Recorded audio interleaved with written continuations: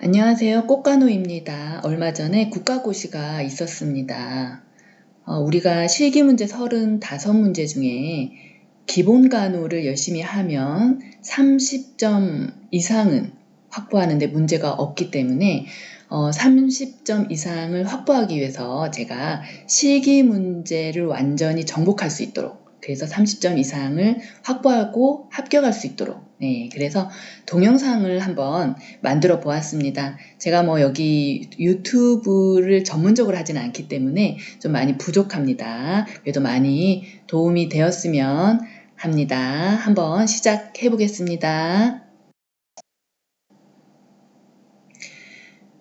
첫 번째 이제 병원 환경 조성 돕기입니다. 우리 병원 환경에 어떻게 해야 환자들이 편안함을 느끼느냐라는 거죠. 그래서 병원 환경에는 요소들이 있는데 온도, 습도, 그리고 가장 중요한 환기, 그리고 소음 이런 것들이 있습니다.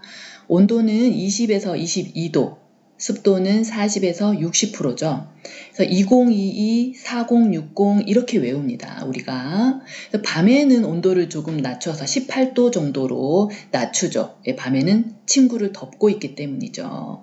습도는 40에서 60%인데 호흡기 질환 환자, 폐렴이라든지 기관지염의 이런 호흡기 질환 환자들은 습도를 다소 높인다라고 생각하시면 됩니다. 환기가 가장 중요한 병원 환경의 요소인데 간접 환기를 시켜야 되겠죠. 직접 닿지 않도록. 채광도 마찬가지입니다. 직접 닿지 않도록 스크린을 이용한다라든지 이런 단어들이 지문에 나옵니다. 소음은 40dB 이하가 좋다라고 얘기합니다. 그리고 두 번째, 화재 시 대피 활동입니다. 응급간호 쪽하고 문제가 연계돼서 잘 나오죠. 한 문제 정도는 잘 나옵니다. 출입문 손잡이가 뜨거우면 뜨거울 경우, 타이핑이 좀 잘못됐나요? 뜨거울 경우에는 반대쪽에는 불이 나고 있는 거죠. 그럼 다른 피난로를 찾아서 이동해야 된다라는 얘기죠. 대피 순서를 물어보기도 했는데 내원객이 먼저, 그 다음에 거동이 가능한 환자, 경증, 중증, 그 다음에 직원입니다. 경증 환자, 경한 환자를 먼저 대피시켜야 생존율을 높일 수 있다라는 얘기입니다. 소화기 사용 시도 어떻게 할 것이냐. 바람을 등지고 서서, 바람을 맞서지 않죠. 바람을 등지고 서서 호수를 불 쪽으로 향하게 한다라고 이렇게 지문에 나온 적이 있습니다. 그래서 기출 지문들입니다. 그래서 잘 봐두시고요. 세 번째, 이제 청결한 환경을 위한 바닥은 어떻게 할 거냐. 바닥 청소할 때는 비지를 하지 않아요. 먼지가 나니까. 두 번째, 바닥에 물이나 용액을 엎질렀을 때 어떻게 해야 되느냐. 발견 즉시 닦아야 되겠죠. 낙상 방지를 위해서. 청소는 높은 곳에서 낮은 곳으로 합니다. 그리고 나서 바닥을 맨 나중에 한다라는 얘기죠. 감염된 환자의 침구는 절대 털지 않습니다. 그죠? 그리고 고장난 제품은 즉시 수선부에 보고해서 수리하도록 한다라는 얘기입니다. 간단합니다. 그래서 병원 환경 조성 돕기는 한 문제가 나올 수도 있고 안 나올 수도 있고 그렇습니다. 그 다음에 물품 관리입니다.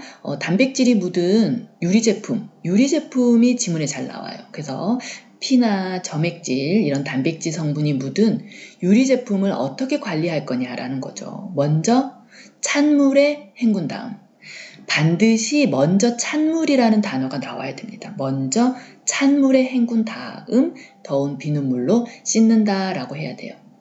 왜 찬물에 먼저 헹궈야 되느냐. 이런 단백질 성분들은 높은 온도에서 응고되기 때문입니다. 혈계 덩어리를 만들게 되면서 달라붙어요. 그러면 더 제거하기가 어렵다라는 거죠. 그럼 만약에 이렇게 응혈된 혈계 덩어리들을 제거할 때 그럼 효과적인 게 뭐냐라고 물어보는데 그게 과산화수소입니다. 과산화수소 잘 물어보죠. 변기나 소변기는 어떻게 관리할 거냐. 매일 아침 솔로 닦고 소독제로 헹군다라고 나옵니다. 이제 물품 보관입니다. 소독한 날짜가 최근의 것일수록 뒤쪽에 보관하고 유효기간이 짧거나 빨리 써야 하는 것은 앞쪽에 배치한다라는 얘기입니다. 소독한 날짜가 최근의 것일수록 뒤쪽에 보관한다. 잘 알고 계셔야겠죠.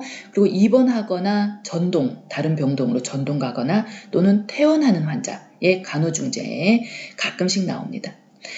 입원 환자의 간호중재에는 환자 오리엔테이션을 하고 환자 맞이하고 그리고 기중품은 집으로 보내거나 보호자에게 주거나 해야 된다라는 거죠. 전동 가는 환자의 간호중재는 다른 병동으로 전동 갈 때 환자가 가지고 왔던 물품이나 또 남아있는 약 이런 것들을 이제 차트와 정리해서 같이 해당 병동으로 전동 갈 병동으로 함께 보낸다. 환자와 함께 보낸다. 퇴원식 환자 간호는 퇴원 후에 외래 방문 일자를 알려주는 게 가장 중요하죠. 그리고 가정간호 서비스가 필요하면 연계해줘야 되겠죠. 그래서 입원, 전동, 퇴원할 때의 환자 간호 이렇게 간단하게 보시면 됩니다.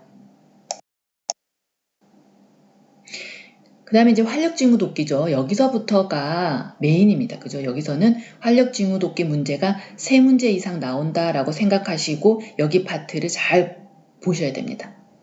자, 먼저 나온 것이 체온입니다. 우리 체온. 우리 활력징후독기에는 체온, 맥박, 호흡, 혈압 이렇게 활력징후가 있는데 그 중에 처음에 볼 것이 체온입니다.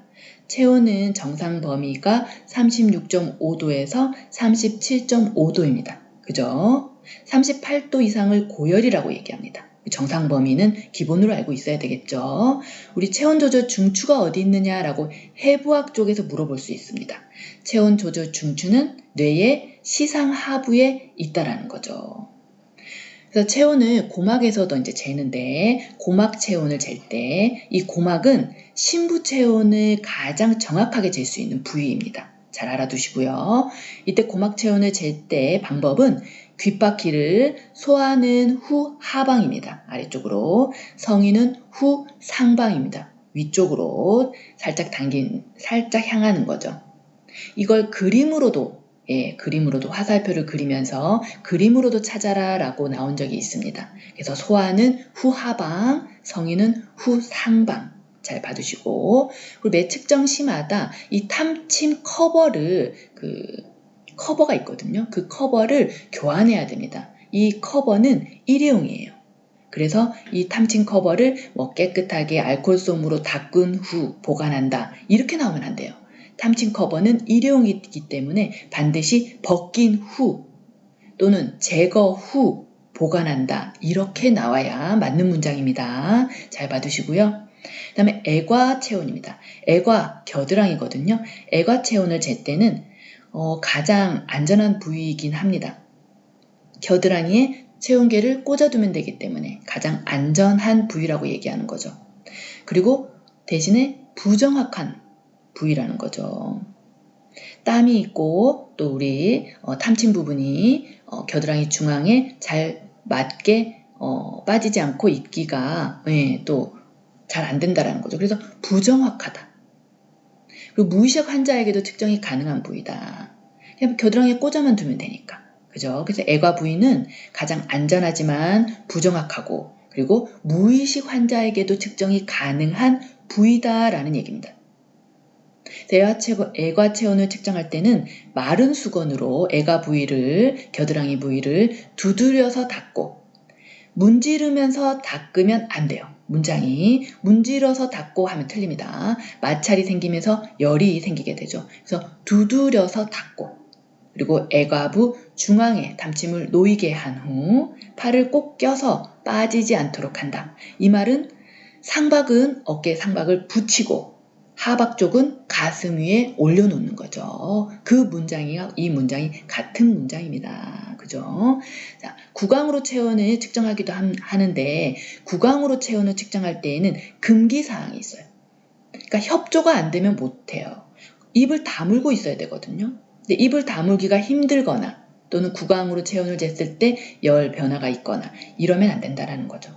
그래서 구강 체온의 금기는 음식물 섭취하고 10분 이내 또는 뜨겁거나 찬 음식을 먹은 후 30분 이내에는 측정하기 어렵다라는 거죠. 안 된다라는 거죠. 그리고 5살 이하의 어린애들 협조가 안 돼요. 5살 이하의 어린애들 입 다물고 있어라. 협조가 안 된다라는 거죠. 그리고 노인 환자분, 나이 드신 분들이 입을 가만히 다물고 있는다? 그것도 꽤 힘듭니다. 그리고 의식이 없어. 그 정신질환자야. 호흡이 곤란해. 근데 입을 다물고 있을 수 있나요? 안 되죠. 산소 치료 중이야. 또는 급성 구내염이 있대. 또는 입을 다물기 어려운 환자들은 구강 체온을 측정하기 어렵다라는 얘기입니다. 금기 대상자다.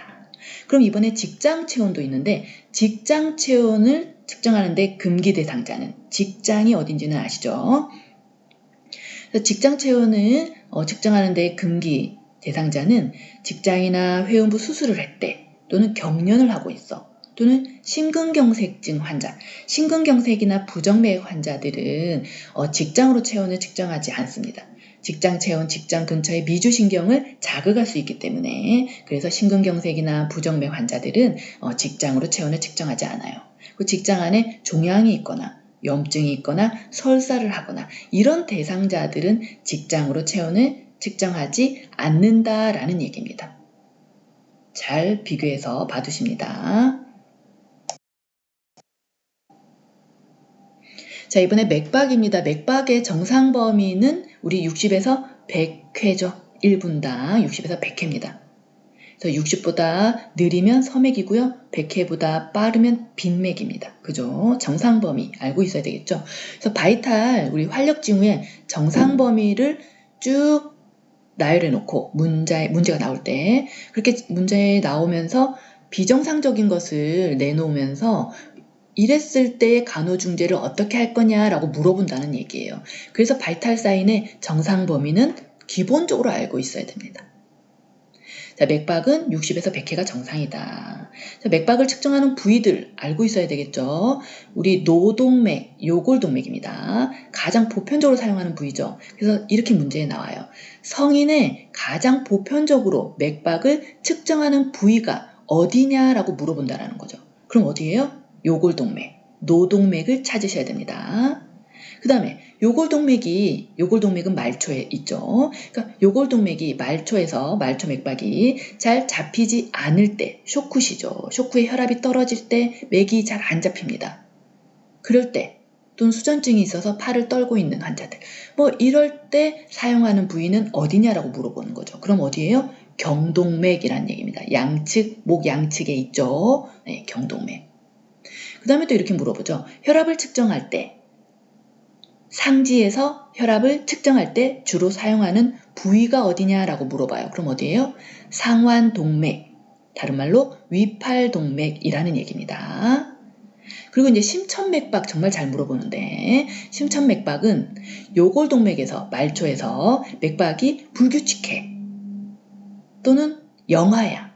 영하들은 막 150회, 160회 막 이렇게 뛰잖아요. 영하야. 또는 부정맥이 있어. 이럴 때 정확하게 맥을 측정하기 위해서는 심천맥박을 사용해야 된다라는 얘기입니다. 근데 심천맥박은 촉지하는 게 아니에요. 청진해야 됩니다. 그죠? 자, 족배동맥입니다. 족배동맥은 발등에 있는, 그죠? 발등동맥이라고 얘기하죠. 발의 순환 상태를 사정하기 위해서 측정하는 부위입니다. 그 다음에 오금 부위에 있는 슬화, 무릎 뒤쪽에 있어요. 슬화 동맥은 오금 동맥이라고 얘기하고 하지에서 대퇴부의 커프를 감고 대퇴부에서 혈압을 측정할 때 그때 사용하는 측정 부위라는 얘기입니다. 자, 맥박이 증가되는 요인이 있고요. 맥박이 감소하는 요인이 있습니다. 그래서 맥박이 증가하는 요인은 운동했을 때 또는 음식을 섭취했을 때 또는 흥분이나 공포, 스트레스 이런 교감신경이 자극이 될 만한 그랬을 때는 맥박이 증가한다는 얘기죠. 연령이 적은 경우 그죠? 맥이 빨리 뛰죠. 그다음에 출혈이 됐을 때 출혈이 되고 몸 안에 가두고 있는 플루이드나 이런 것들이 빼앗겼을 때 바깥으로 새어나갔을 때 출혈이 됐을 때에는 심장으로 가는 산소 공급이나 이런 것들을 많이 해주기 위해서 맥이 빨리 뛰게 됩니다. 그래서 출혈이 있을 때에는 맥박이 증가합니다. 잘 알고 계셔야 돼요. 그러면서 급성 통증, 또 발열, 열이 많이 날 때 또는 대표적인 교감신경 자극 약물이죠. 아트로핀이나 에피네프린 같은 이런 응급약물. 자주 나오는 응급약물은 좀 잘 보셔야 됩니다. 반복적으로. 이런 약물들이 맥박을 올리게 되어 있습니다. 자, 그리고 이제 맥박을 감소시키는 요인도 있어요. 수면 상태 또는 저체온이죠. 그리고 연령이 증가할수록 다소 느려진다라고 얘기합니다. 그리고 아까랑 반대로 이번에 부교감 신경을 자극했을 때는 맥박이 올라가 있다면은 좀 떨어뜨려 주는 거죠. 안정화시키는 거니까. 부교감이 하는 역할이 뭔가 흥분되어 있던 것들을 떨어뜨리는 거예요. 안정화시키는 거예요. 그러다 보니까 맥박도 다소 감소시킨다라는 얘기입니다. 그 대표적인 약물이 있어요. 맥박을 감소시키는, 한 번에 많은 혈액을 모아서 심장으로 가도록, 심장이 뛰도록 하는 약이죠. 그래서 강심제, 디곡신이라고 얘기합니다. 양리파트 공부하시게 되면은 정말 많이 나오는 약입니다. 강심제 잘 알고 계십니다. 그래서 강심제를 투여하기 전에는 바이탈 사인 활력 징후 중에 뭘 체크해야 되느냐라고 물어봐요. 그럼 뭐예요? 맥박이다 라고 얘기하시면 됩니다. 잘 봐두십니다. 그 다음에 심천맥박입니다. 중요하죠. 좌측인데 제가 좌측이라 그랬네요. 네, 좌측입니다. 자, 심천맥박은 좌측 중앙쇄골선과 네 번째, 다섯 번째 늑골간, 립 사이에 늑골간이 만나는 지점, 거기 부위를 청진해서 측정하죠. 그래서 심천맥박은 촉지한다 그러면 틀려요. 네, 그리고 또 왼쪽 가슴을 노출해야 되지 오른쪽 가슴을 노출한다 그러면 또 틀려요. 그죠? 타이핑이 조금씩 잘못되어 있는 것들이 있네요. 그죠? 왼쪽 가슴을 노출한다. 그죠? 왼쪽 가슴을. 오른쪽 가슴을 준비한다, 노출한다, 틀립니다. 그래서 왼쪽 가슴을 노출한다. 그리고 심천맥박은 항상 1분입니다. 규칙적이니까 3치조제서 곱하기 2한다라는 문장이 나오면 틀린 문장입니다. 심천맥박은 항상 1분간 측정이에요. 그 심천맥박을 어떻게 재느냐. 말초에서 한 분, 그 다음에 심천 부위에서 한 분이 동시에 측정해서 그 맥박 수를 비교하는 겁니다. 그래서 정상인들은 그 수가 같아야 돼요. 맥박 수가. 그런데 차이가 나면 어디에 맥박 결손이 있거나 부정맥이나 이런 심장 순환계통에 문제가 있는 거죠. 그래서 심천맥박을 재는 부위, 좌측 중앙쇄골선과 쇄골선 중앙 거기와 네 번째, 다섯 번째 쭉 내려와서 네 번째, 다섯 번째 늑골간이 만나는 그 지점 잘 알고 계셔야 돼요. 심천맥박 부위 거기를 촉지가 아니라 청진한다. 잘 봐주십니다. 왼쪽 가슴을 노출해서 1분간 측정한다. 잘 봐두십니다.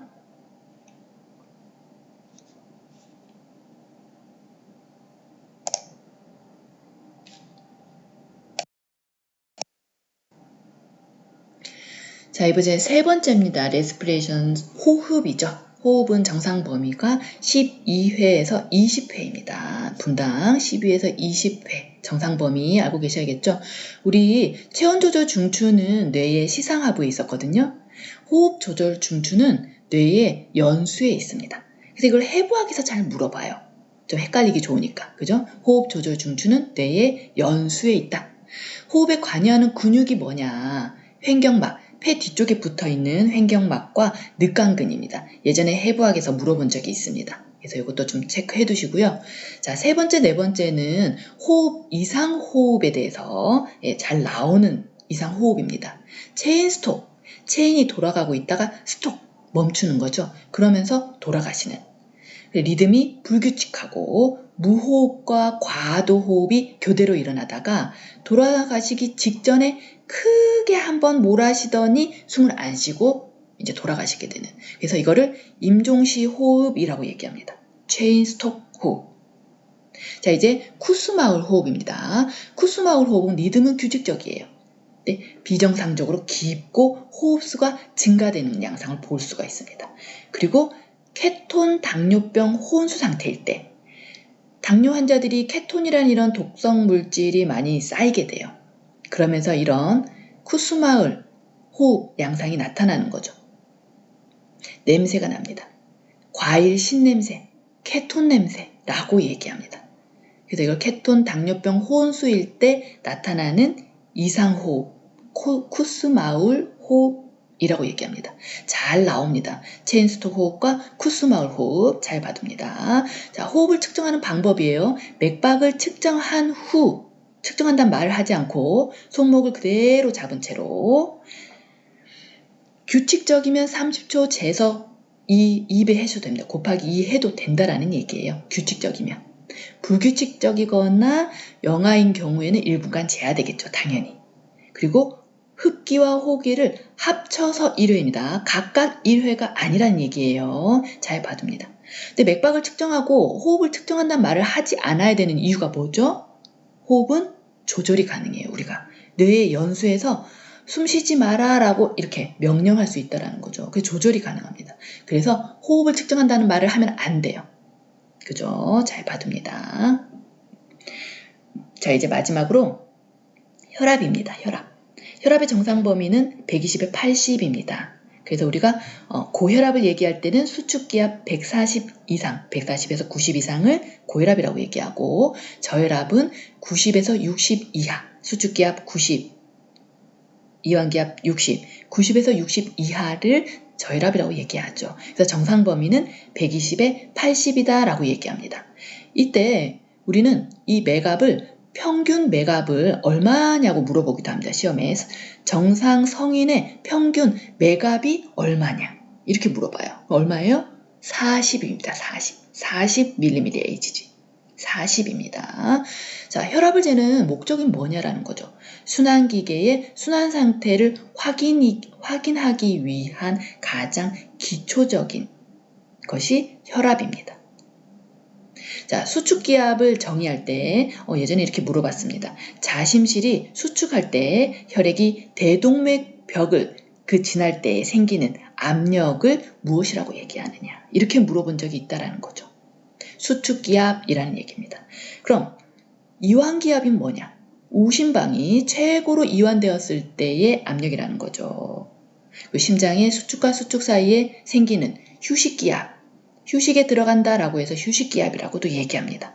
그래서 수축기압을 최고압, 이완기압을 최저압이라고 얘기한다라는 거죠. 다 같은 말이죠. 수축기압 대 이완기압을 읽어서 우리는 혈압이라고 얘기합니다. 120에 80. 그럼 혈압이 상승하는 요인과 하강하는 요인이 있다는 거죠. 혈압이 올라갈 때는 식후, 운동했을 때 또는 뭔가를 가득 가두고 있을 때입니다. 방광이 빵빵할 때입니다. 소변으로 방광이 빵빵할 때. 그 다음 나이가 증가하면 아무래도 혈관의 탄력성이 감소하기 때문에 혈압은 올라갈 수밖에 없습니다. 나이 드신 분들 고혈압약 많이 드시고 계시잖아요. 그죠? 그리고 냉찜질하면 혈관이 수축합니다. 혈관이 수축하면서 혈압이 올라갈 수 있다. 그죠? 혈압의 하강 요인입니다. 혈압이 떨어지는 요인들에는 뭔가 뺏기는 거예요. 바깥으로 뭔가를 소실되는 거예요. 출혈이 있을 때, 금식, 뭘 안 먹은 상태, 또는 탈수, 땀을 많이 흘렸대. 이러면 혈압이 또 떨어질 수 있는 거죠. 약물이 이제 대표적으로 이제 혈압을 떨어뜨린 약물, 몸에 가두고 있는 걸 뺏기는 거, 이뇨제죠. 소변을 바깥으로 배출하는 이뇨제, 혈압이 떨어집니다. 혈압을 떨어뜨리려고 항고혈압제도 쓰지만 이렇게 이뇨제도 같이 씁니다. 그죠? 그런 의사분들이 많이 있습니다. 이뇨제, 항고혈압제 이런 것들이 혈압을 떨어뜨리는 약이다. 자, 이제 온찜질입니다. 냉찜질이 아니고 온찜질. 혈관이 이완하니까 이완되면서 혈압이 떨어지겠죠. 그리고 누워있을 때 중력에 의해서 혈압이 떨어집니다. 그죠? 그래서 이제 혈압을 측정하는 방법입니다. 이 매뉴얼들이 다 기출지문으로 나왔던 이 매뉴얼입니다. 자, 손바닥이 어디? 위로 향하게. 아래라 그러면 틀려요. 손바닥이 위로 향하게 팔을 뻗어서 어디? 상완동맥. 이거 잘 보셔야 되겠죠. 상완동맥을 노출시킨다. 요골동맥이라고 나오면 안 되겠죠. 네. 손바닥이 어떻게? 위로 향하게. 팔을 뻗어서 어디? 상완동맥을 노출시킨다. 그리고 팔꿈치에서 2에서 5cm 정도 위에 손가락 하나 정도 들어갈 여유를 주고 커프를 감습니다. 이때 커프와 연결된 고무관 있죠? 그 두 줄 고무관, 그 부분은 위팔동맥이 상완동맥 쪽 그 위에서 아래쪽으로 있는 그 위팔동맥, 거기 부위에 대고 상완동맥, 위팔동맥이 같은 동맥입니다. 그래서 위팔동맥 부위에다가 그 상완동맥이 지나다니는 그 부위에 고무관이 놓일 수 있도록, 향할 수 있도록 되고, 그리고 커프를 감는다라는 얘기입니다. 안쪽으로, 그죠? 그 고무관이 안쪽으로 향하도록 그렇게 하고 커프를 감는다라는 얘기입니다. 그 상완동맥을 촉지하고, 그리고 청진기에 판막형, 잘 보셔야 되죠. 우린 종형 쓰지 않아요. 우리는. 그래서 청진기에 판막형을 상완동맥에 댄다. 잘 보셔야 됩니다. 판막형을 상완동맥에. 그 다음에 펌프 조절기를 잠그고, 그래야 압이 올라가니까 펌프 조절기를 잠그고 커프를 팽창시킵니다.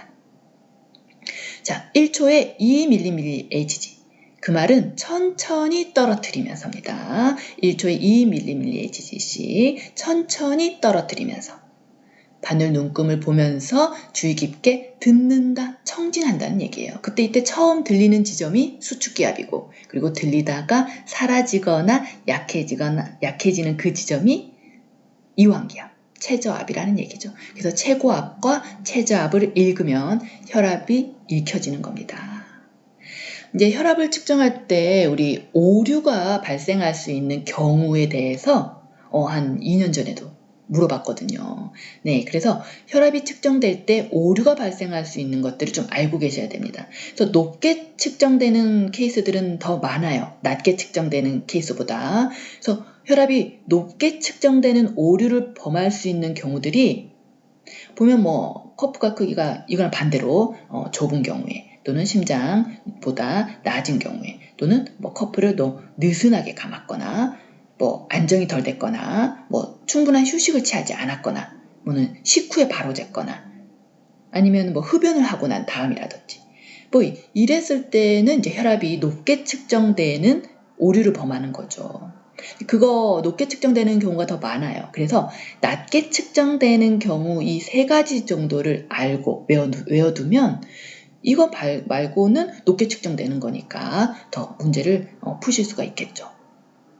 그래서 낮게 측정되는 경우를 이렇게 3가지라도 외우고 가자라는 얘기입니다. 자, 커프의 크기가 어떻게 더 넓은 경우에, 또는 팔의 높이가 심장하고 같아야 되는데 어떻게 팔의 높이가 심장보다 높은 경우에, 또는 커프의 공기를 너무 빨리 뺐을 경우에, 이랬을 땐 혈압이 낮게 측정되는 오류를 범한다라는 얘기입니다.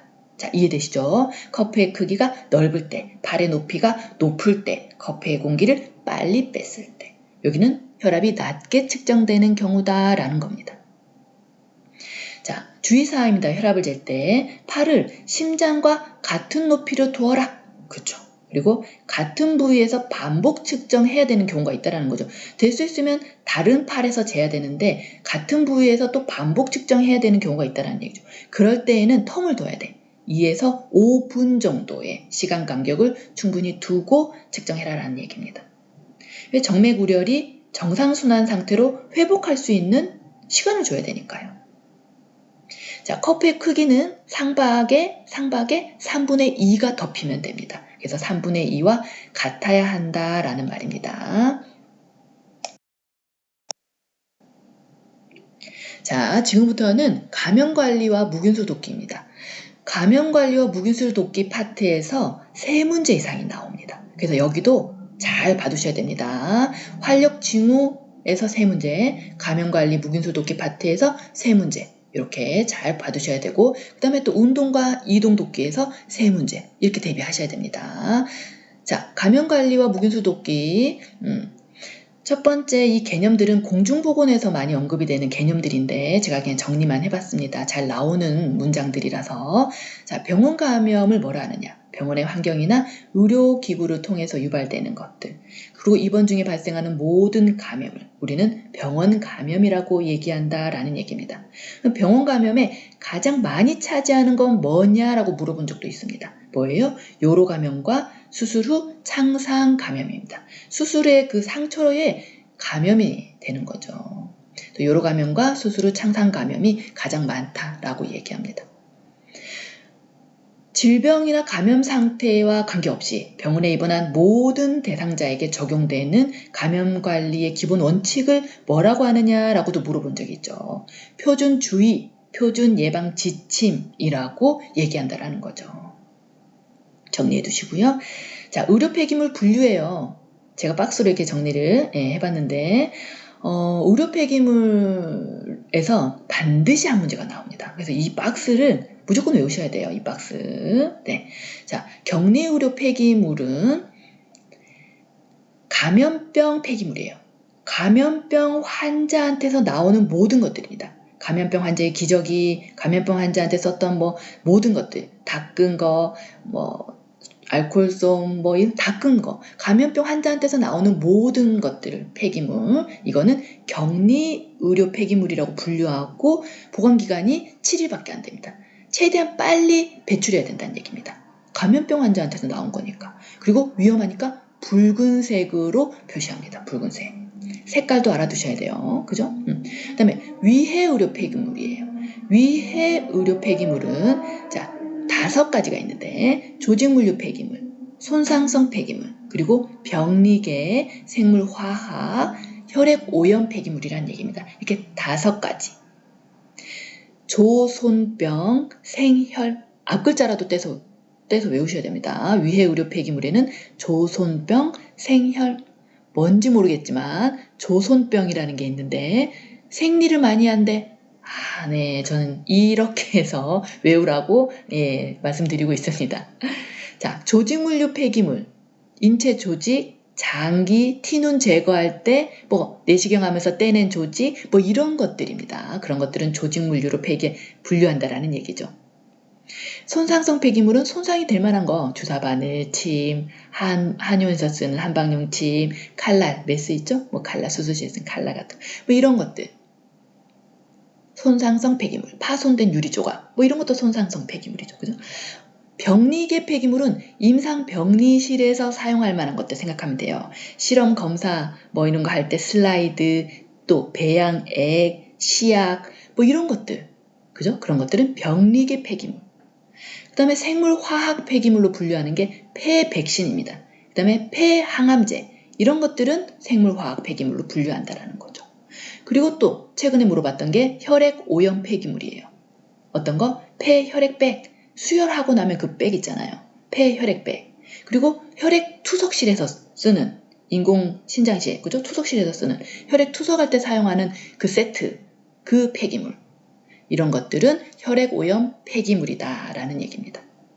여기 보면 위해 의료 폐기물에 다 15일 보관 기간이거든요. 근데 딱 하나 30일이 있어요. 손상성 폐기물만 30일입니다. 그거 왜 그럴까요? 이게 가득 차지 않아도 보관 기간이 일이 지나면 안 돼요. 지나기 전에 닫아서 그 날짜 전에 배출해야 되거든요. 근데 손상성 폐기물은 부피가 얼마 차지하지 않아. 근데 그 PVC 그 플라스틱 그 박스, 조그마한 박스 거기에 칼날이나 주사바늘 그런 것들만 모아서 그 박스가 30일이 돼도 다 안 찰 수도 있다는 얘기예요. 근데 그 박스 30일이 안 돼도 다 안 차도 뚜껑 닫아서 배출해야 되고 한 박스 버릴 때마다 다 돈을 내야 돼요. 그러니까 아마 손상성 폐기물은 30일을 주지 않았을까 한번 저는 생각해봤습니다. 그 나머지들은 다 15일이에요. 그죠?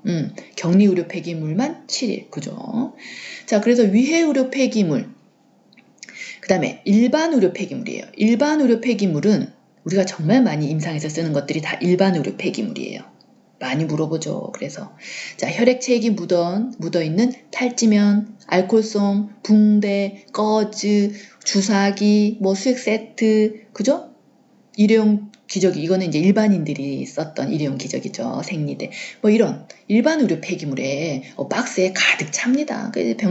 병동에서 일반 의료 폐기물 박스는 막 오전에 막 2박스씩 나가고 막 이래요.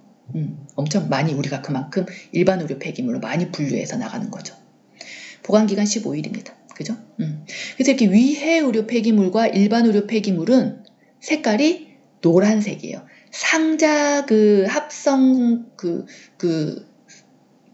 상자로 되어 있는 거면 그 노란색으로 의료 폐기물 마크가 있거든요. 거기가 노란색이란 얘기예요. 그 노란색으로 표시해가지고 상자에 배출하거나 또는 봉투에 담을 수 있는 거면 검정색 봉투를 이용할 수 있다는 얘기입니다. 위해 의료 폐기물과 일반 의료 폐기물, 노란색 상자나 혹은 검정색 봉투. 자, 인체 조직물 중에 재활용이 가능한 태반입니다. 태반은 15일 보관기간을 주고 녹색으로 분류합니다. 자, 이렇게 해서 의료 폐기물의 분류, 여기서 한 문제는 나온다고 생각하고 이 박스를 잘 공부하셔야 됩니다. 자, 이제 소독과 멸균입니다. 소독과 멸균에 대한 정의를 직접적으로 물어보기도 하거든요. 그래서 이 정의 정리도 좀 하셔야 됩니다. 멸균이란 무엇이냐? 포자, 아포. 백도시에도 죽지 않는 균이에요. 이 포자가.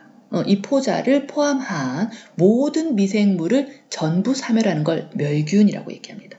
그럼 수술실에서 사용하는 기구들은 다 멸균법을 거쳐야 되겠죠. 자, 그 다음 소독입니다.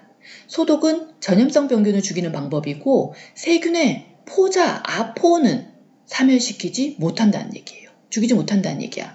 그럼 멸균과 소독의 개념 차이가 여기서 있죠. 포자를 죽일 수 있으면 멸균, 포자를 죽일 수 없으면 소독. 자, 구분되죠? 개념 정리하시고요. 방부는 세균을 직접 죽이지는 않아요. 하지만 그 생활 환경이라든지 서식을 불리하게 해가지고 세균이 더 이상 증식을 할 수 없도록 하는 겁니다. 억제시키는 거죠. 그걸 방부라고 얘기합니다. 그 대표적인 방부제가 붕산수입니다. 붕산수. 네, 보릭이죠. 자, 무균, 감염이 되지 않은 상태, 병원성 미생물이 없는 상태, 이걸 무균이라고 얘기하죠. 자, 세척도 잘 물어봅니다. 세척. 모든 눈에 보이는 먼지, 얼룩, 이물질을 제거하는 것을 무엇이라고 얘기하느냐? 소독과 멸균 전에 반드시 거쳐야 되는 과정이 무엇이냐? 이렇게 물어본다는 거죠. 뭐예요? 세척 단계라는 얘기입니다. 세척. 자, 개념 정리 이렇게 하시고, 자, 소독제 종류입니다.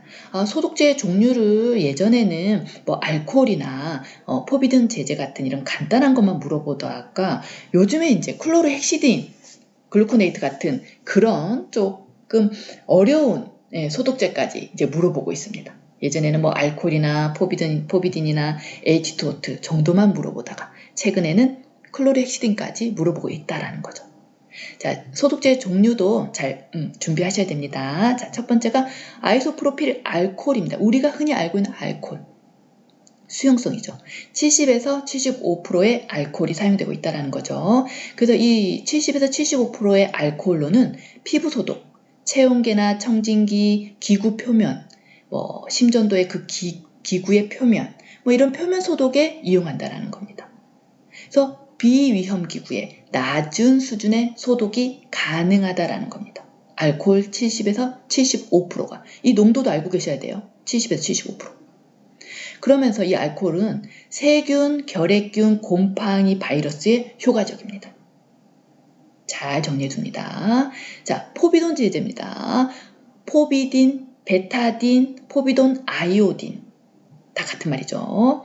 손 씻기, 상처 소독에 사용합니다. 그래서 수술실 들어가기 전에 손 씻기 베타딘으로 하죠. 갈색 나는 거. 그 베타딘으로 손 씻게 합니다. 스펀지에 묻혀가지고. 그리고 상처 소독에, 창상 감염에 소독할 때 포비돈 많이 쓰죠. 자, 포비딘은 진균, 바이러스, 결핵균에 효과적입니다. 수술 전에 피부 수술 부위를 준비할 때, 그리고 농성 분비물에 감염된 상처 소독, 그러니까 창상 감염에 소독할 때, 그리고 피부 소독할 때 사용한다는 얘기입니다. 그리고 낮은 농도, 뭐 한 1% 정도 되는 낮은 농도에는 구강 세척도 쓰고요. 질점막에도 사용합니다. 그래서 산부인과 가면 소독합니다 라고 할 때 그때 사용하는 게 1%의 베타딘입니다. 갈색 나는 거. 그래서 자, 알코올도 정리하시고 베타딘도 이렇게 물어보니까 정리해 놓으셔야 됩니다.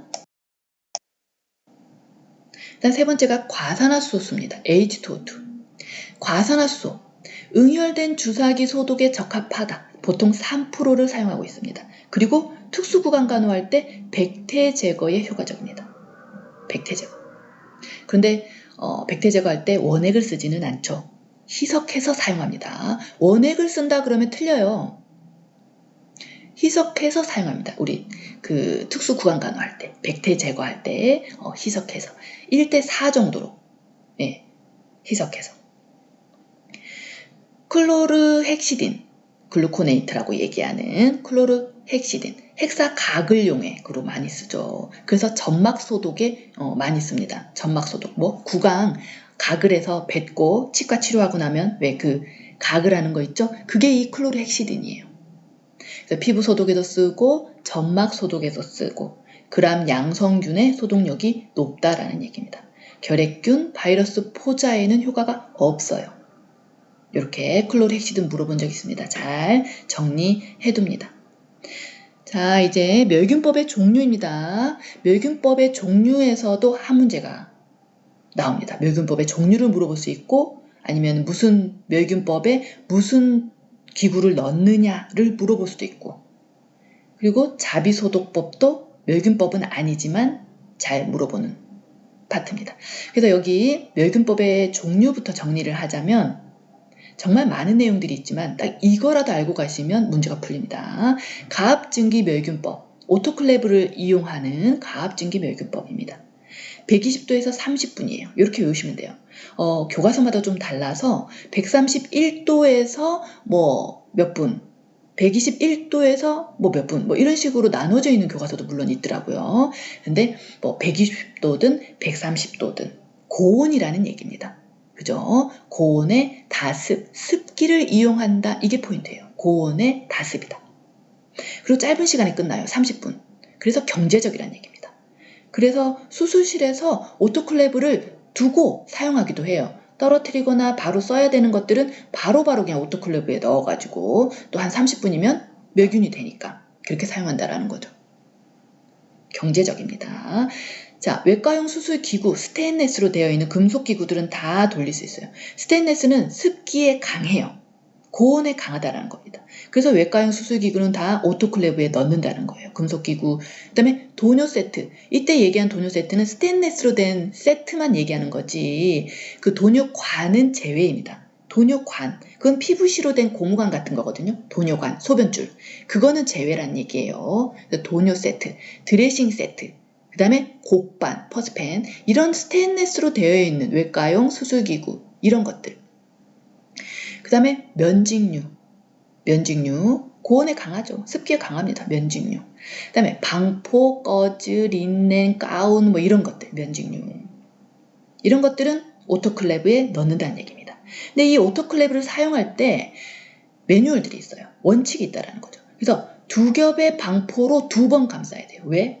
습기를 이용해서 습기를 가둬서 멸균이 이루어지는 거기 때문에 2겹의 방포로 2번 감싸는 거예요.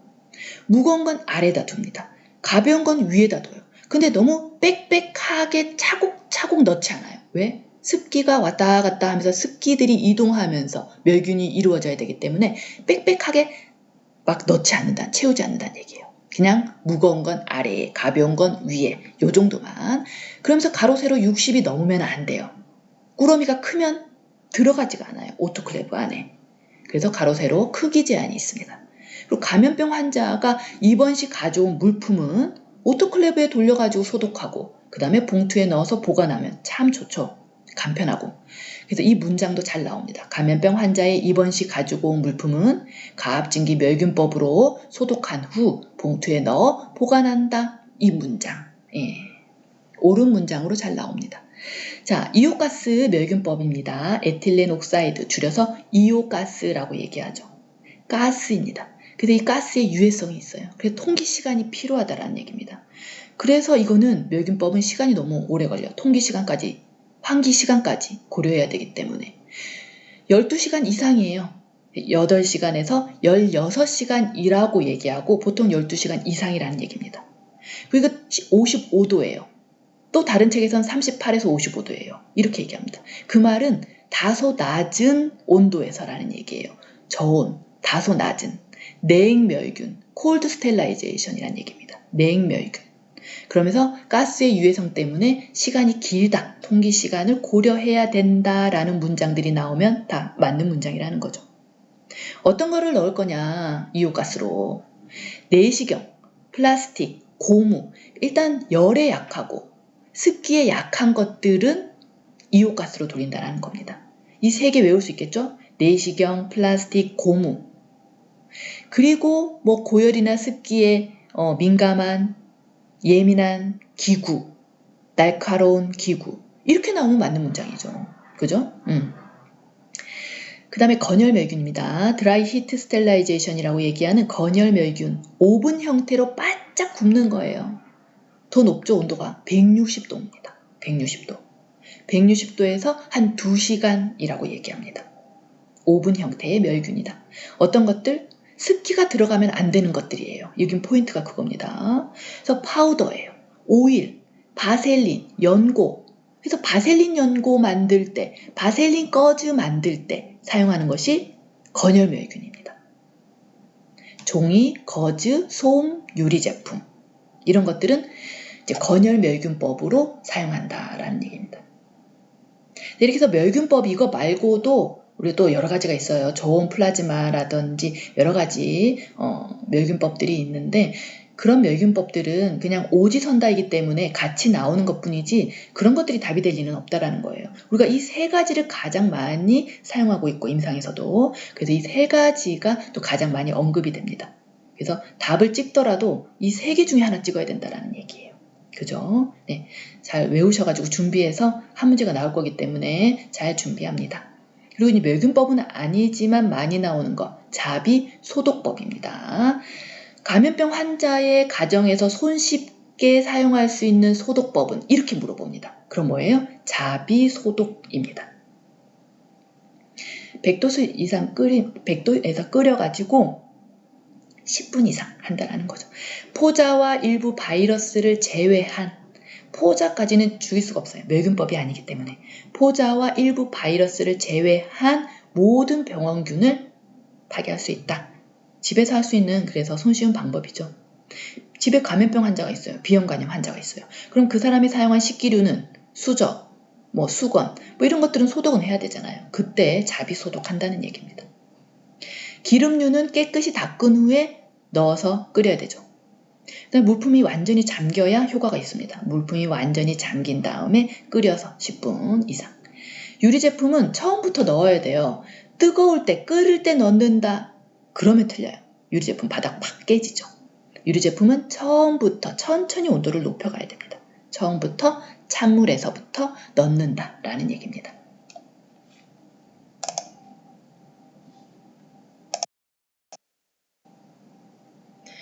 자, 이제 무균술입니다. 무균술에서도 이제 내과적인 손 씻기, 내과적인 손 위생 같은 말이죠. 내과적인, 외과적인 손 씻기, 뭐 이런 그리고 외과적인 무균술의 원칙 또는 내과적인 무균술과 외과적인 무균술을 사용하는 경우 케이스가 비교되는 거죠. 그래서 이런 원칙들 이런 것들에 대해서 한 문제 정도 나올 수 있습니다. 잘 나옵니다. 그래서 잘 대비하셔야 됩니다. 자, 무균술, 내과적인 무균술, 우리가 흔히 얘기하는 폴리글러브, 일회용 장갑을 사용하고 할 수 있는 행위들이라고 생각하면 돼요. 그거에 준해서 하는 무균술이라는 거죠. 내과적인 무균술. 그 반면에 외과적인 무균술은 수술실에서 이루어지는 정도로 아주 멸균적으로 이루어져야 되는 것들. 그런 것들은 이제 외과적인 무균술이라는 얘기입니다. 그래서 멸균 장갑을 사용하고 멸균 가운을 착용하고 이렇게 멸균적으로 이루어지는 행위들. 그거는 외과적 무균술이다라는 얘기입니다. 두 개의 개념 정리 이해되시나요? 네. 자, 내과적인 무균술. 우리가 환자를 대하기 전에 손 씻는 거. 그때 내과적인 무균술로 내과적인 손 씻기를 한다는 얘기입니다. 그때 손 씻을 때에는 손가락이 항상 아래로 간다는 얘기입니다. 손끝이 아래로 가도록 하고 씻는다. 그 말은 뭐예요? 팔꿈치가 위로 가고 손가락이 아래로 향하도록 해서 씻는다는 얘기예요. 여기서 포인트는 15초 이상 30초 정도 마찰해서 씻는다. 여기서 막 2분, 5분 이상 막 이렇게 씻어버리면 환자 볼 때마다 뭔가 행위를 할 때마다 손 씻는데 시간 다 보내요. 그죠? 그래서 내과적인 손 씻기를 할 때에는 이렇게 초 단위가 나온다라는 거예요. 15초 이상 30초 정도 마찰한다. 가끔은 눈에 보이는 얼룩이 있을 때에는 1분 이상도 씻을 수 있다라고도 나오기는 합니다. 그 문장이 다른 교과서에는 그렇게 나오기도 하더라고요. 표현이 그렇게 되기도 합니다. 하지만 5분 막 이렇게 나와버리면 안 된다라는 겁니다. 그죠? 자, 그래서 15초 이상 뭐 한 30초 정도 마찰하고 이렇게 해서 손가락, 손끝이 아래로 가도록 해서 씻는다. 이 방향 잘 봐두십니다. 방향. 자, 손가락에서 전환을 향해서 물기는 제거하죠. 그러면서 종이 타월로 이용해서 물을 수도꼭지를 잠근다. 씻은 손으로 수도꼭지를 잠그지 말라라는 얘기입니다. 손 다 씻어놓고서 수도꼭지 만지면 안 되겠죠. 그리고 이제 내과적인 무균술이 요구되는 경우가 언제냐라는 겁니다. 비위관 삽입, 콧줄 꽂을 때. 이게 정말 많이 헷갈립니다. 콧줄 꽂을 때, 비위관 삽입할 때 왠지 외과적 무균술인 것 같거든요. 그게 아니라는 겁니다. 우리 콧줄 꽂을 때 폴리글러브 일회용 장갑 끼고 합니다. 내과적 무균술이라는 얘기입니다. 잘 봐두십니다. 비위관 삽입, 관장액 주입.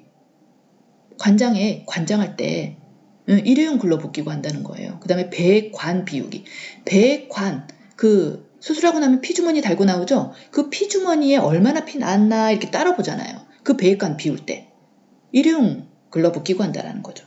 그 관장할 때, 직장관 삽입할 때, 관장할 때 일회용 글러브 끼고 한다. 그 다음에 장루, 주머니 교환할 때. 장루가 뭐예요? 복벽으로 인공 항문 만들어 놓은 거죠? 그 장루 깨끗이 대변 밀려 나왔으면 닦고 주머니를 딱 스티커 뜯어서 스티커 딱 붙인다는 얘기예요. 주머니. 그 주머니 교환한다는 얘기예요. 비닐 주머니. 집에 가서 합니다. 퇴원하시면. 그리고 역격리식. 보통 격리 환자들 우리가 대할 때 항상 내과적인 무균술을 사용합니다. 근데 특히나 물어봐요. 이렇게 꼭. 역격리라고 하면 왠지 어감이 외과적인 무균술처럼 느낄 것이다 라고 생각하는지 출제위원들이 꼭 역격리시라고 잘 물어봐요.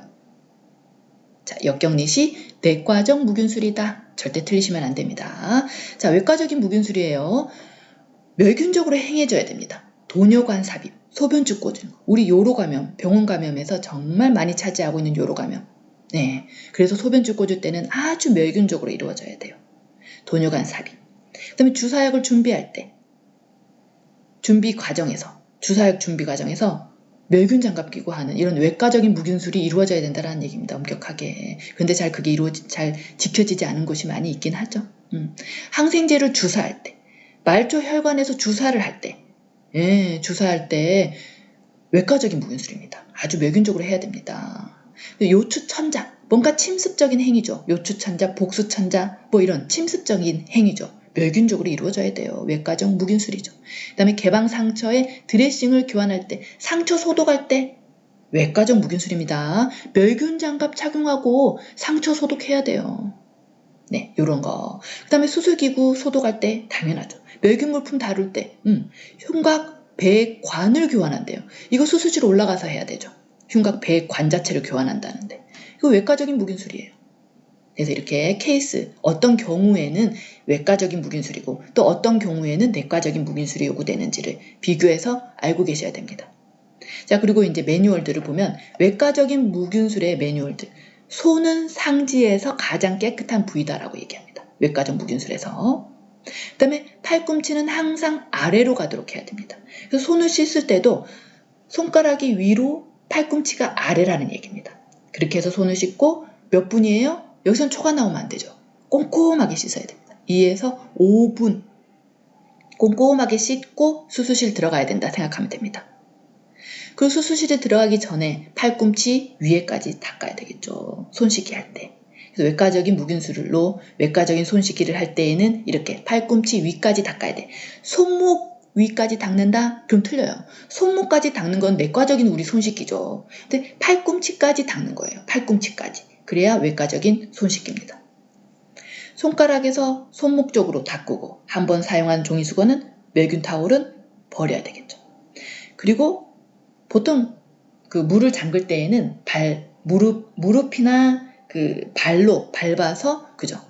끕니다. 물을 수도꼭지 잠그는 시스템이 되어 있죠. 발로 눌러서 잠근다라든지. 다 손을 씻은 다음에는 손은 절대 가슴 이하로 내리지 않습니다. 근데 어떤 교과서에는 가슴 이하로 내리지 않는다라고 되어 있고 또 어떤 교과서에는 허리 아래로 내리지 않는다라고 나와 있어요. 그래서 이게 표현의 차이인데 아무튼 손을 내리지 않는다라고 우리는 이해하고 있으면 될 것 같습니다. 가슴 이하로, 허리 아래로 내리지 않는다. 이렇게 들고 들어가잖아요. 메디컬 드라마 보셨죠? 손 씻더니 손을 들고 들어가잖아요.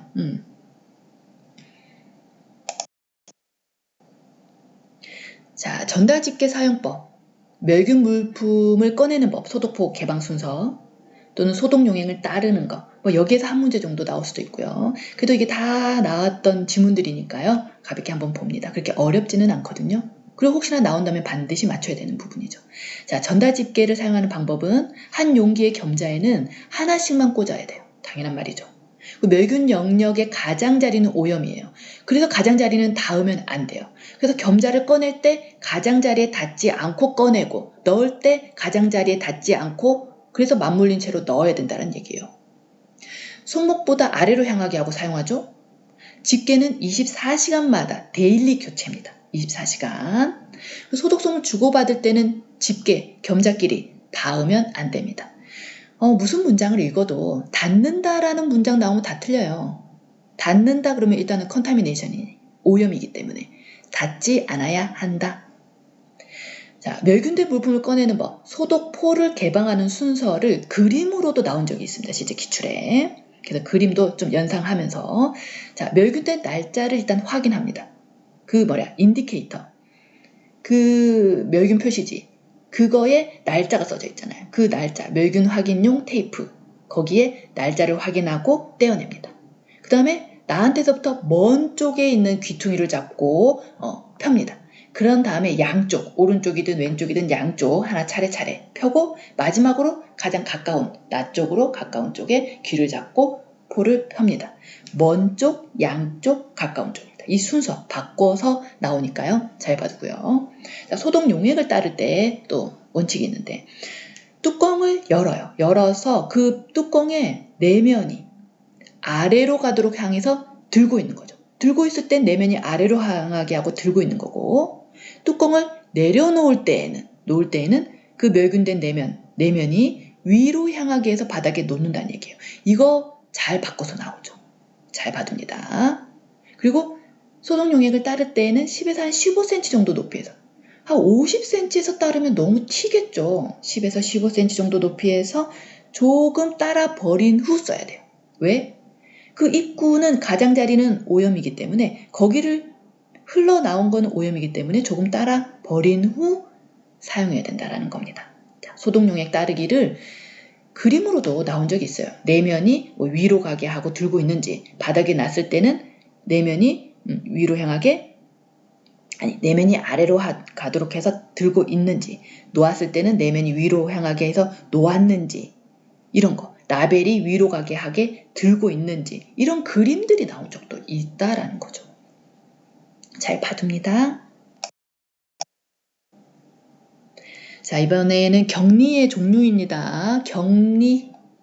우리가 흔히 얘기하는 격리가 일반 격리입니다. 일반 격리를 다른 말로 표준 격리라고 얘기하죠. 압을 낮춥니다. 음압 격리.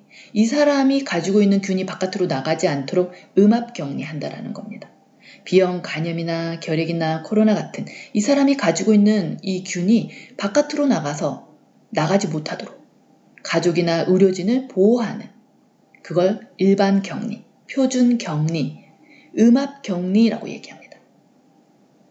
그 다음에 이걸 반대로 이제 역격리, 환자를 보호하는 거예요. 환자가 너무 감염에 취약해, 민감해. 그렇기 때문에 환자를 보호하는, 그래서 오히려 그 환자를 보호하기 위해서 우리 주위의 환경을 무균적으로 유지하는, 그걸 역격리라고 얘기합니다. 역격리. 다른 말로 보호격리. 환자를 보호한다 그래서 보호격리. 그리고 바깥에 있는 균이 들어가지 못하도록 양압격리 한다라고 얘기합니다. 양압격리가 같은 말이라는 거 알고 계셔야 돼요. 역격리, 보호격리, 양압격리. 다 같은 말입니다. 역격리에는 내과적인 무균수를 사용하죠. 모든 격리에는 다 내과적인 무균수를 사용돼요. 특히나 역격리라고 물어본다라는 거죠. 시험에서. 어떤 대상자들은 화상 환자, 피부가 벗겨졌어요. 얼마나 감염에 취약합니까? 그다음 백혈병, 림프종, 암 환자들. 그러면서 무가리구증, 신장 이식, 항암제 사용하는 환자, 이런 환자들은 감염에 아주 취약하다라는 얘기입니다. 자, 격리의 종류를 좀 구분하실 수 있어야 되고, 자, 가운을 입고 벗을 때의 주의사항이 있습니다. 보면 가운을 입을 때 주의사항, 가운 겉에 우리 손이 닿으면 안 돼요. 그죠? 그리고 가운을 벗을 때에는 장갑을 먼저 벗어요. 장갑을 먼저 벗는데 요즘 이게 여기가 약간 개정되고 있습니다. 작년부터 개정이 되고 있는데 요즘 임상에서 의사들이 가운을 착용할 때 허리끈을, 그러니까 허리에 끈 묶는 이거 등으로 해서 묶었었거든요, 항상. 근데 이제는 앞으로 복부로 묶어서 매듭을 마무리한다라는 거죠. 그럼 복부 쪽으로 묶었을 경우에는 이 복부 쪽에 매듭 지은 이 허리끈이 더 더럽다는 거예요, 장갑보다. 그래서 허리끈을 복부 앞쪽으로, 복부 쪽으로 묶었을 경우에는 이 허리끈을 먼저 푼다는 거죠. 허리끈을 풀고 장갑을 벗는데요. 예, 이게 지금 개정되고 있습니다. 그래서 이제 장갑을 벗고 목끈 풀고 그 다음에 허리, 등 쪽으로 있는 끈 푼다라는 얘기입니다. 근데 여기서 이제 손 씻기가 들어간다면 목끈 푼 다음에 손을 한번 씻고 허리끈을 풀고 손을 씻고 뭐 이렇게 손 씻기가 들어갈 수도 있다라는 얘기죠. 자, 가운을 걸어줄 때 어떤 원칙들이 있느냐라는 거죠. 격리실 밖에서 가운을 걸어둘 때는 될 수 있으면 그 가운의 외면에, 겉에면에는 균들이 많이 붙어 있을 수 있으니까 그 겉면은 안으로 들어가도록 한 다음에 걸어두라는 거죠. 격리실 밖에서는. 그죠? 그런 원칙들이 있습니다. 여기가 살짝 헷갈릴 수 있는 부분입니다. 그죠? 요즘 또 계속 개정되고 있는 부분이라서 아마 개정되고 바로 시험에 반영이 되지는 않을 거예요. 유예기간이 한 3년 정도 있으니까. 바로 반영이 되지는 않을 건데 여기 부분이 지금 조금 헷갈리는 부분들입니다. 자, 마스크를 벗을 때 주의사항이 있어요. 마스크 벗을 때는 위에 끈부터 먼저 풀면 안 됩니다. 그럼 떨어져 버리니까 끈이. 마스크가 이렇게 떨어지니까 앞으로. 그래서 아래 끈을 먼저 풀고 위 끈을 풀어서 마스크 끈을 잡고 버립니다. 끈은 그나마 깨끗하다고 간주하니까. 그죠? 착용할 때는 위에 끈 착용하고 아래 끈을 착용하는데 벗을 때는 반대로 아래 끈을 풀고 위 끈을 푼다라는 얘기입니다. 그죠? 헷갈리진 않죠, 여기는. 자, 검사 돕기입니다. 금식이 필요한 검사가 있고 금식이 필요 없는 검사가 있다라는 얘기죠. 이거 구분하셔야 됩니다. 그래서 금식이 필요한 검사, 금식해야 되는 검사, 위 내시경, 대장 내시경, 우리 다 아는 것들이죠. 그리고 기관지 내시경수도 있어요. 기관지 들여다보는 것, 기관지 내시경을 넣어서 리도케인으로 국소 마취하고 하는 검사입니다. 그래서 4시간에서 6시간 금식해야 됩니다. 그리고 정맥신우 조형 사진, 다른 말로 정맥신우 촬영술이라고도 얘기합니다. 그래서 이거는 정맥으로 조영제가 들어가요. 그래서 이 조영자가 들어가는 건 다 금식이라고 생각하면 돼요. 조영제가 들어가니까. 정맥으로, 혈관 주사로 조영제가 들어가는 거죠. 그러면서 엑스레이로 쫙쫙쫙쫙 요관, 요도, 방광 이런 쪽을 찍는 겁니다. 정맥 신우 촬영술. 그 다음에 상부 위장관 조영술, 하부 위장관 조영술, 이런 것들. 조영자가 들어가는 거죠. 엑스레이 찍는 겁니다. 상부 위장관 조영술은 조영제를 먹어서, 하부 위장관 조영술은 관장하듯이 그쪽으로 조영제를 넣어서 투여해서. 그래서 이런 것들은 다 조영제를 쓰니까 금식입니다. 그리고 간 기능 검사는 피로 하는 검사인데 간 기능 검사를 하면서 콜레스테롤이나 고지혈증이나 이런 것들을 봐야 돼요. 그래서 간 기능 검사는 금식을 하고 합니다. 그래서 기초대 신진대사율 검사 우리 측정하러 가면 금식하고 가서 키, 몸무게, 복부둘레 이런 거 쭉 재죠? 금식하고 합니다. 자, 금식이 필요 없는 검사가 있는데 골밀도 검사 그냥 누워가지고 있으면 돼요. 그죠? 말하지 말고 그냥 누워있으면 돼. 골밀도 검사. 그 다음에 복수천자. 천자는 금식을 안 해도 됩니다. 천자. 움직이지 않으면 돼. 기침 참아야 돼. 이런 것만 주의하면 돼. 금식은 안 해도 된다는 거죠. 복수 빨리 빼줘야죠. 금식 필요 없다라는 얘기예요. 잘 봐둡니다. 그 다음에 폐기능 검사. 부는 거. 그죠? 폐기능 검사. 금식 필요 없어요. 심전도. 흉부 엑스레이, 가슴 사진 찍는 거 엑스레이. 이런 것들은 금식이 필요 없다라는 얘기입니다. 잘 구분해 둡니다. 엊그저께 시험에도 이제 혈액 검사에 대한 문제가 한 문제 나왔다고 제가 여기도 나올 것이다 라고 얘기했습니다. 이게 추가되는 부분들이 계속 있는 거 보면 문제의 반영이 된다라는 얘기거든요. 여기서 한 문제가 나왔다고 그래요. 자, 혈액검사입니다. 체열할 때 바늘을 제거한 부위는 어떻게 해야 된다? 문질러 준다 그러면 틀린다고요. 어떻게? 충분히 가볍게 눌러줘라, 지그시 눌러줘라 라는 얘기입니다. 문지른다 그러면 틀려요. 그 체열 전에는 팔을 심장보다 낮게, 그죠? 우리 피 뺄 때 팔 좀 내리고 있잖아요. 그죠? 낮게 유지한다. 체열 후에 멍들었을 수 있어요. 그랬을 때는 어떻게 해요? 냉찜질하면 도움이 된다. 혈관이 수축되면서 멍이 가라앉겠죠. 냉찜질. 이런 것들을 좀 봐둡니다. 그래서 체열된 혈액이 검체 용기 벽을 타고 흘러가도록 그렇게 수집해야 된다. 채취한 검사물은 바로 검사실로 보낸다. 모든 검사할 때의 검사물은 바로 검사실로 보내는 거죠. 자, CBC 검사, 컴플리트 블러드 카운트 검사, CBC 검사, 뭐 WBC, RBC, 헤모글로빈 뭐 이런 것들을 보는 검사, CBC 검사. 그 보틀에 EDTA가 밑에 있어요. 약간 뿌연 색깔의 시약이 들어있거든요. 그 EDTA가 항응고제예요. 항혈전 용해제라는 얘기입니다. 그러니까 뭐 피떡이나 이런 거 생기지 않도록 하는 그 시약이에요.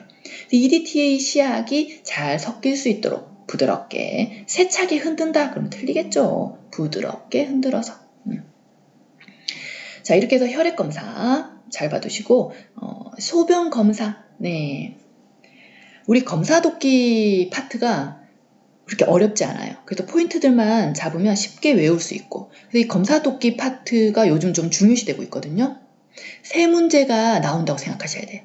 항상 한 2문제 정도 나오는 그래도 중요한 파트였는데 3문제가 나온다고요. 잘 보셔야 됩니다. 그래서 검사독기 파트, 지금 하는 파트. 자, 이제 소변 검사입니다. 방법은 첫 소변이 아니라 중간요예요. 첫 소변 흘려버리고 중간요라는 얘기입니다. 중간 소변 30에서 50cc 정도입니다. 요 배양용 소변 검사로 소변을 받을 때에는 이렇게 많이 필요는 없어요. 30에서 50 정도는 필요 없고 한 5cc, 10cc 요 정도 10cc한테 조금만 받으면 됩니다. 요 배양용 소변 검사는. 요 배양용 소변 검사를 할 때에는 일반 뭐 소변컵 주고 받아오세요 하면 안 된다라는 거예요. 반드시 인공 도뇨를 통해서 우리가 넬라톤이라는 인공 도뇨를 통해서 소변을 멸균적으로 받아야 됩니다. 잘 구분해 두셔야 돼요. 일반적인 소변 검사와 요 배양용 소변 검사 잘 구분해 두셔야 됩니다. 그 다음에 유치 도뇨관을 삽입하고 있는 환자가 있을 수 있죠. 소변줄을 꽂고 있는 환자 있을 수 있죠. 그 유치 도뇨관 삽입 환자한테 소변 검사를 받으려면 어떻게 해야 되느냐. 이 문장이 정말 잘 나오는 문장입니다. 도뇨관을 소독솜으로 일단 닦고, 알코솜으로, 소독솜으로, 베타딘으로 닦고 멸균 주사기를 베타딘으로 닦고 난 다음에 거기를 멸균 주사기를 도뇨관에 삽입해서 소변을 멸균적으로 채취한다. 또는 포트가 있어서 검사용 포트가 있는 도뇨관도 있어요. 그럼 검사용 포트가 있으면 그 포트에 바늘을 삽입해서 소변을 멸균적으로 채취하면 된다라는 얘기죠. 이 문장을 좀 잘 봐둡니다. 유치 도뇨관 소변줄을 가지고 있는 환자의 소변 검사. 소변 주머니에 고여있는 거를 뭐 받아서 나간다? 그런 문장은 틀린 문장이란 얘기예요. 잘 봐둡니다.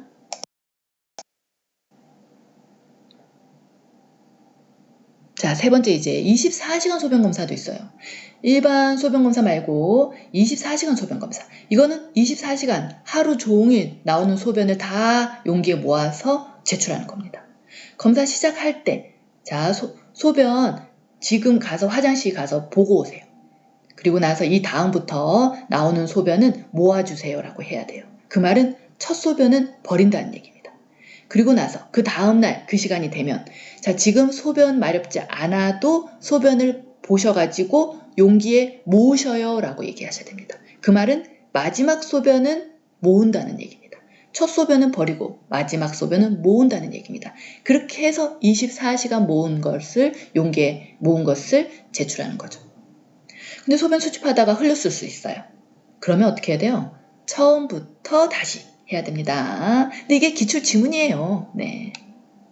자, 네 번째 대변 검사입니다. 이제 대변 검사는 위장관 출혈 여부를 보는 잠혈 검사가 있고요. 그 다음에 대변으로 기생충 검사를 할 수도 있습니다. 뭐 아메바 같은 이런 기생충 검사를 할 수도 있어요. 대변으로. 그래서 위장관 출혈 여부, 위암이나 그다음에 대장암이나 이런 것들을 판단할 수 있다는 얘기예요. 대변으로. 그리고 기생충이 있는지도 볼 수 있다는 얘기입니다. 아메바 검사를 할 수 있다는 얘기예요. 근데 일반적인 그냥 잠혈 검사는 늦어지면 다른 것도 다 마찬가지지만 소변도 마찬가지지만 늦어지면 냉장 보관했다가 검사실로 갑니다. 그런데 이 대변 검사 중에 기생충 검사, 아메바 검사는 늦어지더라도 실온 보관이라는 얘기입니다. 이게 포인트예요. 그래서 늦어지더라도 냉장 보관하면 안 됩니다. 아메바 검사는. 이거 잘 보셔야 돼요. 자, 대변 검사의 주의사항이에요. 3일 전부터 붉은색 야채, 철분제, 육류 이런 것 좀 피해야 된다. 그리고 소변, 물, 혈액 이런 것들이 섞이지 않도록 해서 받아야 되지 점액질 성분이 섞이지 않도록 받는 건 아니라는 거예요. 기생충이 있거나 이러면 점액질이 섞일 수밖에 없거든요. 대변에 점액질 성분들이 같이 섞여서 나오게 되죠. 근데 그런 것들 섞이지 않으라는 게 아니라 소변, 물, 혈액 이런 것들이 생리혈 이런 것들이 섞이지 않도록 해서 대변을 받으라는 거죠. 검체 운반이 지연되면 냉장 보관합니다. 네, 소변 검사도 마찬가지입니다. 그런데 대변 검사 중에 기생충 검사 항목은 늦어지면 지연되면 되더라도 실온 보관, 상온 보관이다 라는 얘기입니다. 잘 구분하셔야 돼요. 자, 이번에 객당 검사입니다. 객당, 가래 검사는 언제 받아요? 이른 아침에 첫 기침이라는 얘기입니다. 이른 아침에. 밤새도록 농축된 균들이 한 번에 이른 아침 첫 기침에 나오기 때문에 정확한 검사가 될 수 있겠죠. 그래서 이른 아침 첫 기침으로 나간다. 잘 봐두시고요. 자, 이제 특수검사입니다. 흉부 엑스레이 촬영. 주의할 사항, 금속, 자기장 이런 것들은 다 제거하고 들어가야 됩니다. 그죠? 숨을 들이마셔요. 마시고 나서 최대한 확장한 상태에서 숨을 가두고 있는 상태에서 참고 촬영하는 거죠. 그 다음에 정맥 신우 조형 사진, 정맥 신우 촬영술이라고 얘기합니다. 이거는 조형제를 정맥으로 주입합니다. 그렇게 해서 신장, 신우, 요관, 방광 이런 유로 쪽, 비뇨기계 쪽을 촬영하는 거죠. 조형제를 쓰기 때문에 부작용이 있어요. 혈관으로 정맥 주사로 조형제가 들어가기 때문에 부작용 뭐예요? 두드러기.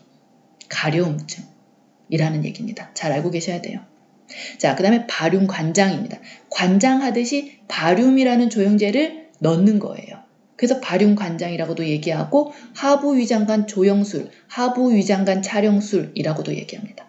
그래서 바륨을 직장에 삽입하고 그러면서 그게 투여되면서 엑스레이를 착착착착 찍는 거죠.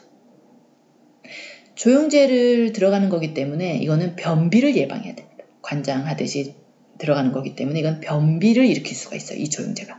그래서 수분 섭취를 많이 하도록. 이때 수분 섭취를 권장한다는 건 2리터, 3리터 이상이란 얘기예요. 수분 섭취를 많이 해야 됩니다. 그 다음에 먹을 수도 있죠. 바륨을 삼켜서 하는 촬영이에요. 위쪽을 보려고. 상부 쪽을 보려고. 상부 위장관 조형술, 상부 위장관 촬영술이라고 얘기합니다. 바륨을 삼키고 난 다음에 엑스레이로 착착착 찍는 거죠. 조형제를 먹어서 그래서 이걸로 인한 변비를 예방해야 됩니다. 수분 섭취를 권장해야 된다라는 얘기입니다. 네, 자 이제 얼마 안 남았네요. 조금만 더 힘내시기 바랍니다. 그래서 이제 흉광천자, 복수천자 이런 침습적인 행위, 바늘을 찔러서 뭔가 검사물을 채취하게 되는 그죠? 움직이면 안 되고 기침하면 안 되고 이런 것들이 중요하겠죠. 그리고 아주 무균수를 지켜서 해야 되는 거죠. 외과적인 무균수를 지켜야 됩니다. 흉광천자입니다. 흉막강 내로 바늘이 들어가는 거죠. 기침하거나 움직이면 안 돼요. 그거 주의하시면 됩니다. 그 다음에 복수천자입니다. 복수천자. 여기는 이제 천자 할 때의 자세 이런 것들이 그림에도 잘 나오는데 흉광천자는 흉부 부위가 잘 노출될 수 있는 자세여야 돼요. 배를 끌어안고 이렇게 상부를 이렇게 베개 같은 것들을 이렇게 베개를 이렇게 끌어안고 이 상부 쪽 그 흉곽 부위가 노출될 수 있는 자세. 그죠? 상체를 세워가지고 또는 복수천자는 상체를 세워가지고 있거나 또는 최근에는 그냥 눕혀놓고 반듯하게 눕혀놓고 앙와이로도 요즘 많이 시행하고 있다라는 얘기죠. 요즘에는.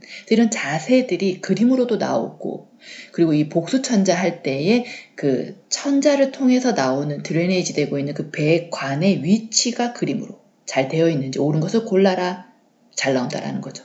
그래서 앙와이로 누워있을 때 튜브를 꽂아놨으면 그 바늘을 꽂아놨으면 그 드레이네이지 되면서 그 모이고 있는 그 보틀이 아래쪽에 역류되면 안 되니까요. 그죠? 침대 위에 올려져 있고 이러면 안 된다라는 거예요. 아래쪽에 보틀이 잘 내려와져 있는지 역류 안 되게. 그런 그림들을 고르시면 됩니다. 그림 문제가 나오면 그렇게 어렵지 않아요. 어렵다고 생각하는 순간 정말 어렵게 느껴지는 거예요. 그림 문제는 다 맞출 수가 있어요. 쉽다라고 생각하셔야 됩니다. 그래서 복수천자, 복수 쪽이니까 복부 쪽을 찌르니까요. 시행 전에 배설을 해야 됩니다. 방광이 빵빵하게 차 있으면 찌르다가 방광이 손상될 수도 있어요. 그죠? 그러니까 시행 전에 배설하게 한다가 주의사항인 거죠. 그러면서 시행 전후로 복부 둘레를 측정해놔요. 그리고 이게 가지고 있던 걸 너무 많이 복수를 빼게 되면 쇼크가 발생할 수 있습니다. 그래서 이런 쇼크를 잘 관찰해줘야 됩니다. 자, 요추천자입니다. 뇌척수액을 얻기 위해서죠. 요추 몇 번? 3번, 4번 사이에 찔러가지고 바늘을 찔러서 뇌척수액을 얻기 위함이죠. 뇌척수액 검사가 나갈 수도 있고요. 뇌척수액을 빼냄으로써 압을 떨어뜨릴 수도 있고요. 뭐 여러 가지 목적이 있겠죠. 뇌척수액이 흐르는 곳이 어디예요? 위치하고 있는 곳이 어디예요? 지주막, 하강, 거미막 및 공간이라는 곳입니다. 이 위치가 해부학에서 물어본다라는 거죠. 그래서 봐두시고요. 뇌척수액도 시간이 지나더라도 냉장 보관했다 가면 안 돼요. 검사실로 갈 때. 실온 보관이에요. 뇌척수액도. 그래서 우리가 시간이 지연됐을 때 다른 것들은 소변이나 뭐 대변이나 뭐 혈액 검사도 그렇고 뭐 지연되면은 냉장 보관할 수 있어요. 할 수는 있는데 대변 검사 중에 기생충 검사, 아메바 기생충 검사, 그 다음에 이 뇌척수액 이거는 지연되더라도 실온 보관이라는 얘기입니다. 상온 보관이라는 얘기예요. 냉장 보관하지 않는다는 얘기입니다. 그거 잘 봐두시면 돼요. 자, 유추천자 할 때 자세, 그림 잘 생각하셔야 돼요. 이 자세 그림, 새우등 자세예요. 새우등. 자세가 요추 3, 4번이 최대한 넓혀지는 그 간격을 3, 4번을 확보하기에 좋은 자세라는 거예요. 요추 3, 4번 잘 알고 계셔야 됩니다. 새우등 자세. 요추 천자 하고 나면 반드시 누워야 돼요. 그게 뭔 말이에요? 앙와이로 누우란 얘기예요. 머리 들지 말라는 얘기입니다. 머리 드는 순간 두통이 심해집니다. 그래서 하반신 마취하고 나면 머리 들지 말고 반드시 누워 계세요. 화장실도 못 가게 해요. 그래서 소변줄 꽂아놓죠. 하반신 마취하고 나면 수술을 끝나고 나오면 화장실 가지 말라는 얘기예요. 머리 들지 말라는 얘기입니다. 그게 척추성 두통을 예방하기 위해서라는 거예요. 앙와이로 반드시 누워 있어라 라고 하셔야 됩니다. 잘 알고 계셔야 됩니다. 네. 자, 이제 거의 다 끝나갑니다. 자, 8번째. 심전도 검사예요. 심전도. 피부에 전극을 부착해서 전기적 활성도를 감지하죠. 그러면서 그 모는 종이 있죠? 네, 그 모는 종이에 그래프화돼서 선으로 올라갔다 내려갔다 이렇게 기록으로 남기는 거. 이것을 뭐라 그래요? 심전도 검사다라고 얘기합니다. 잘 물어봅니다. 심전도 검사. 간단하죠. 딱 이거 한 주 정도 잘 알아둡니다. 그 다음에 기관지 내시경술, 기관지 내시경 검사, 뭐 이렇게도 얘기하죠. 목에 국소 마취제를 뿌리고 리도케인 이런 것들 뿌리고 검사에 들어갑니다. 최소 4시간에서 6시간 금식해야 됩니다. 그리고 검사 전에 분비물을 억제시키기 위한 아트로핀 이런 약제가 들어갑니다. 그리고 틀니를 제거해야 되죠. 빠질 만한 것들은 제거해야 된다. 입 안으로 해서 들어가니까요. 내시경이. 그리고 기관지 내시경이 끝나고 나면 검사 후에 환자의 뭘 잘 관찰해야 돼요? 호흡을 잘 관찰해야 됩니다. 호흡곤란 이런 것들이 호흡 상태를 잘 관찰해줘야 된다는 얘기입니다. 자, 위내시경, 대장내시경 우리 잘 아는 거죠? 금식해야 됩니다. 자, 위내시경 8시간 이상 금식해야 되죠. 그리고 위내시경 하러 가면 꿀꺽 삼키세요 이러면서 약 주고 그러죠. 그게 이제 위장 내에 기포를 제거하고 그래야 내시경 들어가서 잘 보이니까요. 기포 제거하고 위장 운동을 억제하는 약들인 거죠. 그리고 이제 왼쪽으로 누우세요 라고 얘기합니다. 왼쪽 측위라는 얘기입니다. 그죠? 대장내시경, 3일 전부터 씌이는 과일이나 소화되지 않는 잡곡을 피해야 되겠죠. 그리고 왼쪽으로 눕습니다. 그러면서 양 무릎을 구부려요. 가슴 쪽으로 이렇게 붙인다. 그죠? 그런 자세. 그러면서 항문이 약간 노출되는 그런 자세. 관장시 자세라고도 얘기합니다. 그걸 뭐라 그래요? 좌심즈위, 좌심스위 뭐 이렇게 얘기합니다. 그죠? 자세 잘 봐둡니다. 자기공명 영상 MRI입니다. 그 MRI 자기공명 영상 MRI 잘 아시죠? 예, 폐쇄공포증이 있는 환자들한테는 검사하기 전에 안정제를 주거나 수면제를 주거나 또는 살짝 재워서 검사를 하기도 합니다. 가만히 누워 있어야 되겠죠. 움직이면 안 된다는 얘기죠. 이게 찍을 때마다 소리가 엄청 커요. 쾅쾅쾅. 그래서 소음 차단을 위해서 헤드폰을 착용하고 모든 자기장 금속 물질은 제거하고 들어가야 됩니다. 그리고 진한 화장은 하면 안 됩니다. 음영에 의해서 이미지가 오류가 생길 수 있어서 화장 같은 거 뭐 제거하고 임신 초기에는 하지 않습니다. 이런 검사들을. 그죠? 알고 계시죠? 자, 이렇게 해서 네, 검사까지. 검사독기 쪽에서도 내용이 많지 않지만 외우기가 참 좋은 파트인데 세 문제가 나오니까요. 대비하면은 세 문제를 맞출 수 있다는 얘기입니다. 그래서 활력 징후와 감염과 무균술 독기 파트 그리고 검사독기 파트 이렇게 잘 대비하셔가지고 준비하시면 될 것 같습니다. 그리고 제가 부족하지만 2부도 잘 마무리해가지고 한번 업로드 해보겠습니다. 수고 많으셨습니다.